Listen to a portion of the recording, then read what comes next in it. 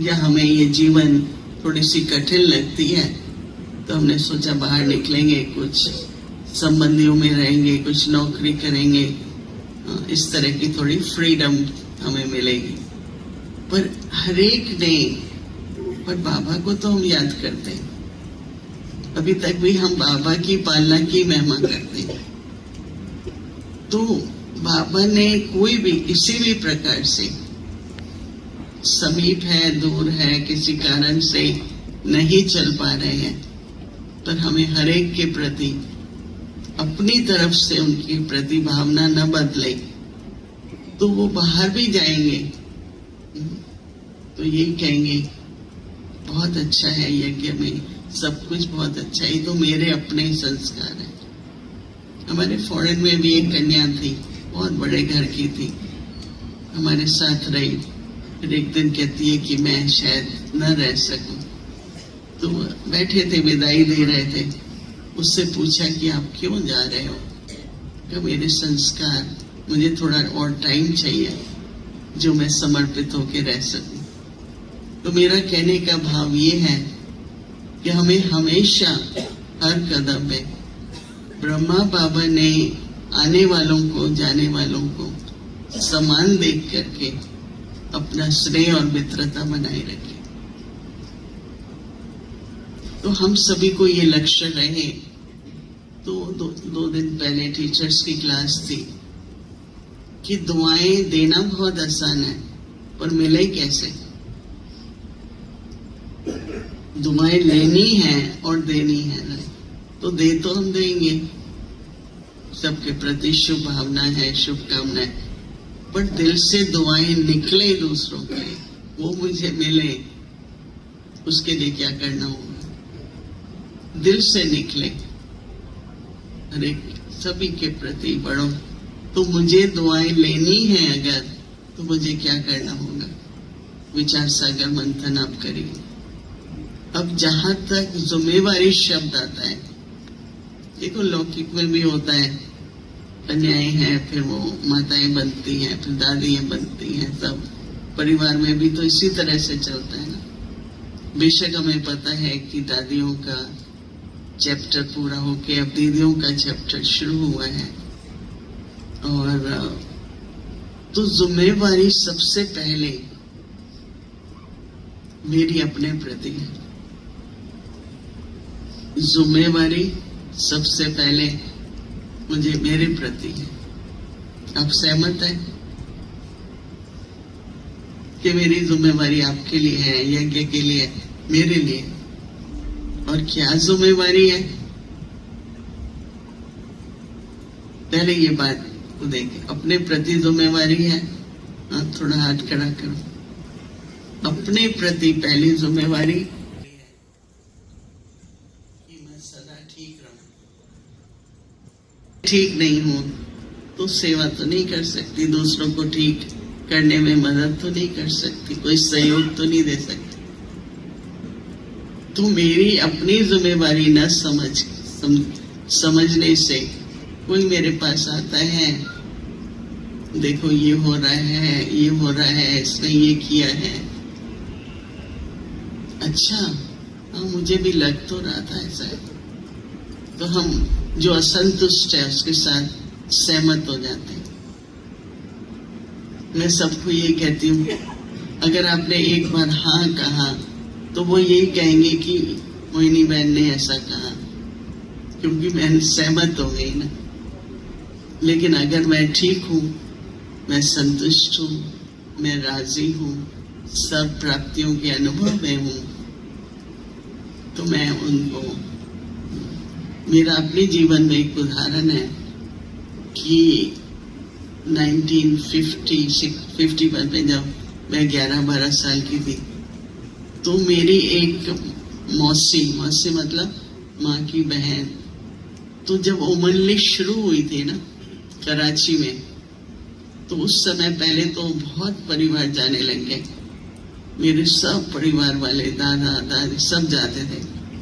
फिर थोड़ा पवित्रता में नीचे ऊपर बहुत झगड़े चले, तो सबने वापस अभी नहीं जाना है, किसी को नहीं जाना है, तो बंद कर दिया।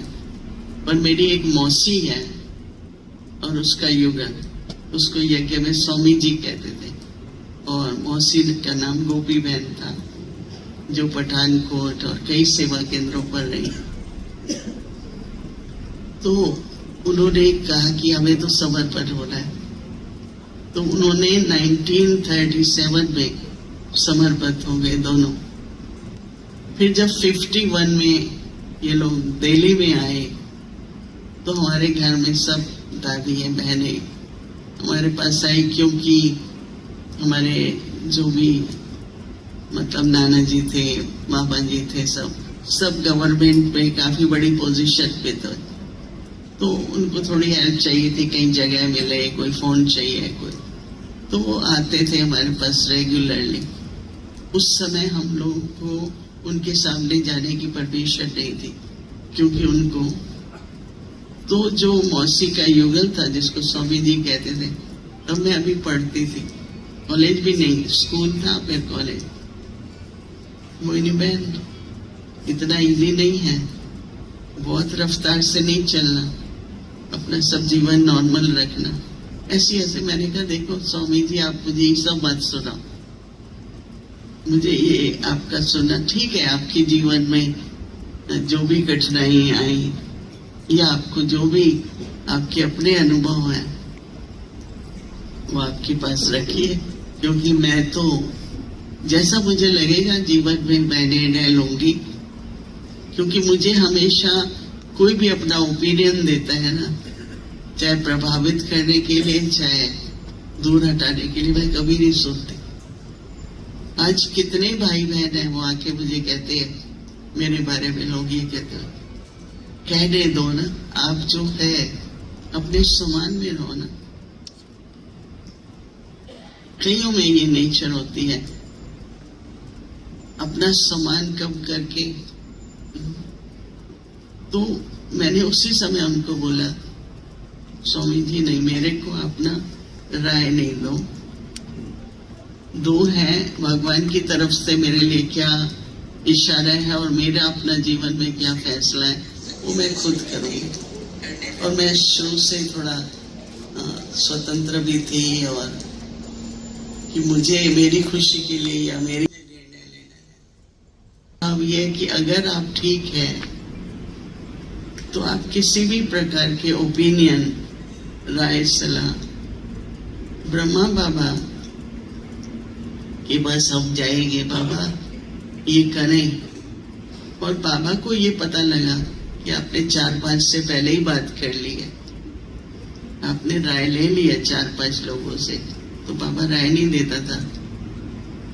बच्ची तुमने तो सुन लिया है ना, अभी तो आपको बहुत तरह की, फिर बाबा के से क्यों पूछते हो? क्योंकि बाबा जो कहेगा अगर आप नहीं करोगे तो बहुत ज्यादा बोझ चढ़ेगा। आप बाबा से राय लो, श्री मत लो, और फिर करो वही, क्योंकि इसने कहा उसने कहा। तो बाबा स्वीकार ही नहीं करता था राय देने की, क्योंकि आप बहुतों से राय चो। इतनी इंटरेस्टिंग बात है, सुना आपने? तो बाबा के पास पहले जाओ ना, जैसे भक्ति मार्ग में भी सब जगह जाएंगे, उस डॉक्टर के पास, उसके पास, उसके एक और ओपिनियन ले लो। फिर जब ठीक नहीं होते हैं तो क्या कहते हैं? भगवान आप एक ही तो हैं और कहाँ जाएंगे? आपके नहीं, भक्ति में ऐसे ही करते थे ना, जब निराश हो जाते थे तो भगवान के पास जाते थे।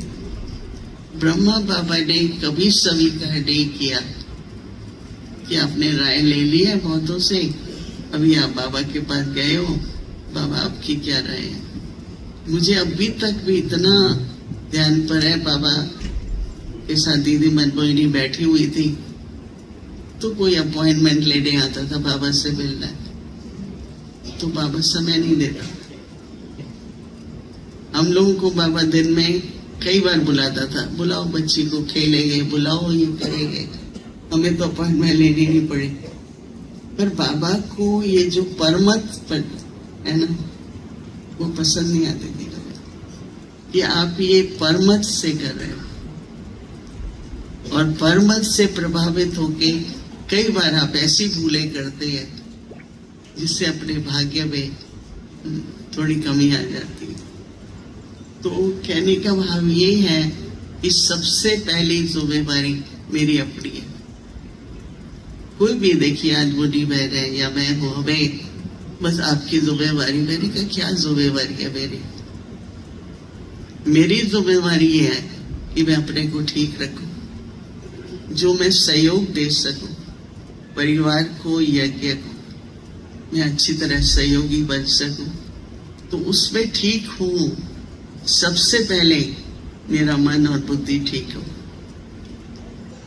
मेरा सोचना सदा श्रेष्ठ हो, शुद्ध हो, निस्वार्थ का हो, प्रभु के प्रेम का हो, ऐसी मेरी मनसा बनती रहे। मैं जब विदेश में जा रही थी तो दीदी मनमोहिनी ने 3 बातें कही और मुझे अभी तक याद है। मनन करते करते मन मना भाव रहना, ज्ञान का मनन करते करते मन मना भाव होके रहना, मुख से सदा प्रभु की महिमा गाना और कर्म योग से कर्म भोग चुक्त करते रहना। मैं अभी तक याद करती हूँ, कई बार कुछ नहीं हो पाता है शरीर तक, कर्म योग से कर्म भोग चुक्त करो। फिर अभ्यक्त बाप दादा से छुट्टी ले रहे थे, क्योंकि उस समय विदेश जाना बहुत बड़ी बात थी, न जान पहचान, चलो जा रहे हैं, बाबा कह रहे चलो। कैसे कैसे हम लोग रहे, किन किन स्थानों में, कहीं बेसमेंट में रहे, कहीं ऐसे रहे, किस तरह से खाना बनाते थे और बहुत मतलब कई तरह की कठिनाइयां थी। तो हमने दीदी मनमोहिनी से पूछा कि हमें क्यों भेजा जा रहा है, हम 2-4 बहनों को क्यों भेजा जा रहा है, क्योंकि तब तो ऐसा लगता था ना बहुत दूर है।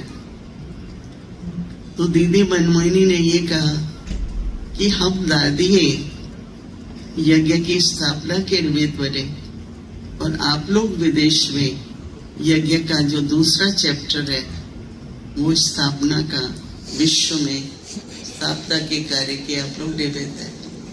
उसके बाद हमको 50 से ऊपर साल हो गए, कोई संकल्प नहीं आया कि हम इतना दूर कैसे। और ये तो आपको पता ही है कि दादी प्रकाशपुरी इतना प्यार करती थी, क्या बनवाए आप लोगों के लिए। एक बहुत अच्छी चीज बनती थी, मैं लाइटली बता रही हूँ, मुनी बहन को याद होगा कि आलू की टोकरी बनाते थे, याद है, पता नहीं कितना जमाना पहले, और उस टोकरी में रायता डालते थे बूंदी का, राइट। आजकल नहीं बनी, बहुत समय हो गया, तो वो दादी बनवाती थी।